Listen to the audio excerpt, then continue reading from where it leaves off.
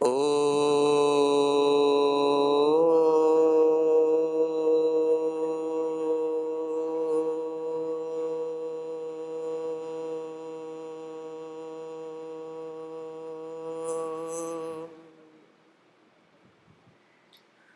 ओम स्वस्ति पंथामनुचरेम सूर्याचंद्रमसा विव पुनर्ददताग्नता जानता संगमे महि। ओम शांति शांति शांति। प्रातः स्मरणीय वंदनीय युग पुरोधा युग दस्रा योग ऋषि परम पूज्य गुरुदेव जी महाराज, आयुर्वेद शिरोमणि आचार्य जी महाराज की सूक्ष्म उपस्थिति को प्रणाम करते हुए आप सब योगी, सहयोगी, उद्योगी, उपयोगी दिव्य आत्माएं इस पवित्र अनुष्ठान में आत्म कल्याण से विश्व कल्याण के इस महाअभियान में, इस विराट महायज्ञ में अपनी आहुति, अपने तन मन जीवन, अपने संसाधन से जो आहुति दे रहे हैं, इसके लिए आप सबको हृदय की गहराइयों से बहुत बहुत प्रणाम है। अलग अलग जिलों से यहाँ पर उपस्थित हैं आप सब, और एक ध्येय के साथ कि परम पिता परमेश्वर जगत जननी जगदम्बा का दिया हुआ जो सामर्थ्य, माता पिता का दिया हुआ जो सामर्थ्य है, जो इस समाज का दिया हुआ सामर्थ्य, गुरु आचार्य का दिया हुआ सामर्थ्य है, उस सामर्थ्य को हम अपने देश और समाज के लिए लगाएं, लोक हित में लगाएं, जिससे अपना जीवन सार्थक हो। याद रखना कि ये सबसे अच्छी और सबसे सच्ची कमाई है। इस कमाई को करने से ही व्यक्ति सच्चा धनवान बनता है, साधना के पथ पर आगे बढ़ता है। साधन और साधना अच्छी होनी चाहिए। परमात्मा हमको खरी कसौटी में तौलता है। सबकी इच्छा होती है कि हम कुछ बड़े बने, कोई छोटा बनना ही नहीं चाहता, लेकिन बड़ा वही व्यक्ति बनता है जो छोटी छोटी बातों को ध्यान में रखता है और छोटी छोटी बातों को जीता है, जिसको अणुव्रत कहते हैं। अणुव्रत, अणु अणु परमाणुव्रत, अणुव्रत। एक संकल्प लेना है कि मुझको समय का पालन करना है, तो छोटी बात, लेकिन समय के पालन करते करते आप व्रती बन जाते हैं। एक व्रत रखना है कि मुझको गुस्सा नहीं करना, और उस व्रत का पालन करते करते आप देव बन जाते, देवत्व से युक्त हो जाते हैं। एक बात कहते हैं, देवो भूत्वा यजेत देवम, देवो भूत्वा यजेत देवम, शिवो भूत्वा अर्चेत शिवम। अगर तुम भगवान की उपासना करना चाहते हो तो कम से कम थोड़े से तो भगवान बनना पड़ेगा। अपने जीवन में भागवत तत्वों को उतारना पड़ेगा।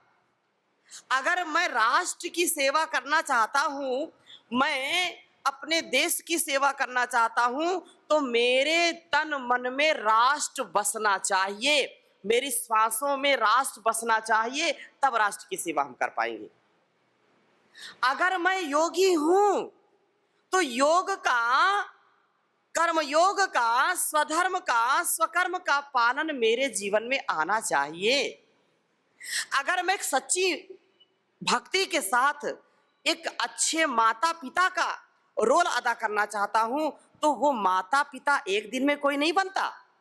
माता पिता बनने के लिए तपस्या करनी पड़ती है। मां बनने के लिए 9 महीने उस शिशु, गर्भस्थ शिशु का पालन पोषण करना पड़ता है। प्रसव पीड़ा सहनी पड़ती है, और फिर उसको जब तक वो लायक ना बन जाए तब तक उसका ध्यान रखना पड़ता है। ऐसे तो कह दिया माता पिता बन गए, लेकिन एक दिन में कोई माता पिता बन नहीं सकता, एक दिन में कोई योगी बन नहीं सकता है, एक दिन में कोई पहलवान बन नहीं सकता है। इसलिए एक विधा है, एक व्यवस्था है कि हमको एक एक कदम नाप करके ही मंजिल मिलती है। कोई ऐसा नहीं कि बस कोई जो है बस जैसे रॉकेट छोड़ते हैं और जब पूरा ऐसा काम हो गया, ये रॉकेट वाला काम नहीं है। इसमें बड़े धैर्य के साथ, उत्साह के साथ, उमंग के साथ, परस्परता के साथ, विनम्रता के साथ, सहनशीलता के साथ जीवन को जीना पड़ता है। घर, परिवार, संसार, समाज, संगठन की सेवा में दिल को बड़ा करना पड़ता है, उदार भाव से जीवन को जीना पड़ता है। माता पिता भी कितने उदार होते, तभी तो संतान का भरण पोषण हो पाता है। माँ कितना त्याग तपस्या करती है, तो अपने तप को बढ़ाना पड़ेगा, तब हम समाज की सेवा कर पाते हैं। क्योंकि ये सेवा सरल नहीं है, संगठन की सेवा सरल नहीं है। मतलब संगठन का तात्पर्य ये है कि सब कुछ देना है, बदले में कुछ चाहना नहीं है। नेकी कर दरिया में डाल, मतलब ये है कि ये भगवान का विधान है कि हम जो कुछ भी पाते हैं उसको समाज में लगाते हैं। दो शब्द लिख लीजिए, वेद मंत्र के शब्द हैं, देही में, अंग्रेजी तो आप बहुत बोलते हैं, देही में ददामी ते, देही में ददामी ते। तो देही में ददामी ते का मतलब क्या है? तू मुझे दे, मैं तुझे दूंगा, गिव एंड टेक। तू मुझे दे, मैं तुझे दूंगा। ये सारा संसार ऐसे ही चलता है, लेकिन उसका यश, उसकी कीर्ति बढ़ती है जो देने का काम करता है, और जो देने का काम करता है वो देवता बन जाता है। जो देने का काम करता है वो क्या बन जाता है? देवता बन जाता है। और जो लेने का काम करता है, लेता ही रहता, वो लेवता बन जाता है। तो देवता हमको बनना चाहिए कि लेवता बनना चाहिए? देवता बनना चाहिए ना। पहले तो लेना पड़ता है ना, माता पिता गुरु से हम जान लेते हैं, उनसे जीवन पाते हैं, समाज से लेते हैं, लेकिन जो कुछ मिला है फिर उसको बांटना। तो वेद कहता है कि 100 हाथों से कमाओ और 1000 हाथों से बांटो। क्या कहा? 100 हाथों से कमाओ और 1000 हाथों से बांटो। और याद रखना, जो समाज से, संसार से जो हमको मिलता है, और जब हम उसको देते हैं, हजारों गुना वो बढ़ता है, हमारे पास किसी चीज की कमी नहीं रहती है। एक शब्द लिख लीजिए, छोटी छोटी जो बातें बता रहा हूं, सूत्र बता रहा हूं जीवन के। दानम दानम दारिद्र्य नाशनम, दानम दारिद्र्य नाशनम। जिनके हृदय में दान की प्रवृत्ति है, जिनके हाथों में दान की प्रवृत्ति है, वो कभी दरिद्र नहीं होते। याद रखना, दरिद्र नहीं हो सकते वो, क्योंकि धन धरा के बीच ही सारा धरा रह जाएगा, और पशु भी बंधे रह जाएंगे जब कूच का वक्त आएगा।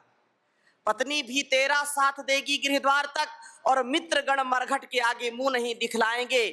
देह भी तेरी चिता में यूं ही जल भुन जाएगी, बाद में सच्चा सखा तेरा केवल धर्म ही रह जाएगा, स्वकर्म ही रह जाएगा, कुछ भी साथ में नहीं जाता। मान मेरा कहना नहीं तो पछताएगा, और माटी का खिलौना माटी में मिल जाएगा। मान मेरा कहना नहीं तो पछताएगा, और माटी का खिलौना माटी में मिल जाएगा। बेटा बेटा क्यों करता है, बेटा तेरा एक दिन पड़ोसी बन जाएगा और माटी का खिलौना माटी में मिल जाएगा। हम जिन पर ज्यादा राग करते हैं, ज्यादा जिनको सिर पर चढ़ाते हैं, वही हमारे लिए फिर घातक बन जाती है। इसका तात्पर्य नहीं है कि माता पिता और पुत्र या पुत्री में हम कोई विभेद करें, ऐसा नहीं है। लेकिन हमारे सब पूर्वज योगी होते थे कि नहीं? सब हमारे महापुरुष अपने वर्ण आश्रम व्यवस्था को जीवन में उतारते थे। ब्रह्मचर्य आश्रम, गृहस्थ आश्रम, वानप्रस्थ आश्रम और संन्यास आश्रम का पालन करते थे और इससे समाज अच्छा रहता था। कभी कोई विकृति नहीं आती थी, समाज में व्यवस्थाएं ठीक चलती थी। आज विकृति आने का कारण ये भी बहुत बड़ा कारण है। तो फिर क्या होता है, आप समाज में देख रहे हैं क्या होता है। इसलिए मैं निवेदन करना चाहता हूं कि परम पूज्य योग ऋषि स्वामी जी महाराज ने जो हमको बात बताई है, जो सिखाया है, हमको ऐसा जीवन जीना है कि 100 साल तक हमको कभी भी हताश निराश नहीं होना और स्वावलंबी बन करके, आत्मनिर्भर बन करके जीना है। उसके लिए योग करना और कराना है। आप यहां बैठे, किसी की 80 वर्ष आयु है, किसी की 75 वर्ष है, किसी की 70 वर्ष है। क्यों? आपने योग किया और कराया है, इसलिए आप स्वस्थ हैं और 100 साल से भी ज्यादा आप स्वस्थ रहे, भगवान से मैं कामना करता हूं। लेकिन इसको कर्तव्य बोध के साथ करना है। अपने संगठन की शक्ति को बढ़ाने के लिए मैं आह्वान करना चाहता हूं कि आप में से जितने वानप्रस्थी हो गए हैं, जो रिटायर्ड हो गए हैं, अब इस जीवन का जो कार्य हो गया, आपने परिवार का भरण पोषण कर दिया, बच्चों को जन्म दे दिया, उनको बड़ा कर दिया, अब उनको राष्ट्र की सेवा में, उनको अपने घर परिवार की सेवा में लगा दीजिए। अपने आप को सनातन की सेवा में, योग की सेवा में, पुण्य की सेवा में अपने आप को लगा दीजिए, जिससे आपका जीवन धन्य हो जाएगा। ये पहली अवस्था ब्रह्मचर्य काल की होती है। तो हमने तो परम पूज्य गुरुदेव जी महाराज को सारा जीवन ही समर्पित कर दिया। लेकिन अगर संतुलन के साथ आपने गृहस्थ का, वानप्रस्थ का पालन कर लिया है, जब सन्यासी बनना हो तब बनना। लेकिन मैं आह्वान करना चाहता हूं, निवेदन करना चाहता हूं कि आप जो है, जितने भी, कल मैं मिल रहा था अपने जिला प्रभारियों से, तो कई लोग जो है सेवानिवृत्त हो गए। तो एक और सेवा से निवृत्ति और दूसरी ओर प्रवृत्ति होनी चाहिए। और इसमें देखो, भागवत भजन भी है, उसमें यजन भी है, भगवान की दी हुई शक्ति का सृजन भी है। हम लोक के लिए, कल्याण के लिए हम जब कार्य करते हैं तो भगवान हमारे घर परिवार को, हमारे संसार को खूब दिव्य बना देता है। जो घर से अपने जीवन को सेवा में लगाता है ना, और देवत्व के साथ जीवन को जीता है, उनके घर में किसी चीज की कमी नहीं रहती है, उनको कभी कोई समस्या नहीं रहती है। समस्या आती है तो टल जाती है।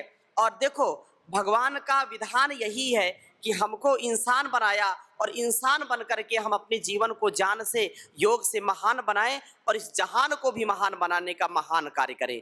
परम पूज्य योग ऋषि स्वामी जी महाराज ने यदि संन्यास लेकर के इस सेवा को ना किया होता तो आज हम यहाँ बैठते क्या?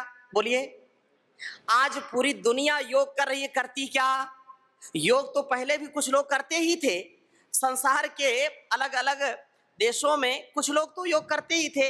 लेकिन योग को युग धर्म बना देना, योग को आंदोलन बना देना, योग को जन जन तक, बच्चे बच्चे तक पहुंचा देना, अगर स्वामी जी महाराज ने लोक कल्याण के लिए ये कार्य नहीं किया होता तो आज हम छत्तीसगढ़ में, यहाँ इस रायपुर में, इस भवन में बैठे नहीं होते। तो एक बार गुरुदेव जी महाराज के लिए भी जोरदार अभिनंदन करो।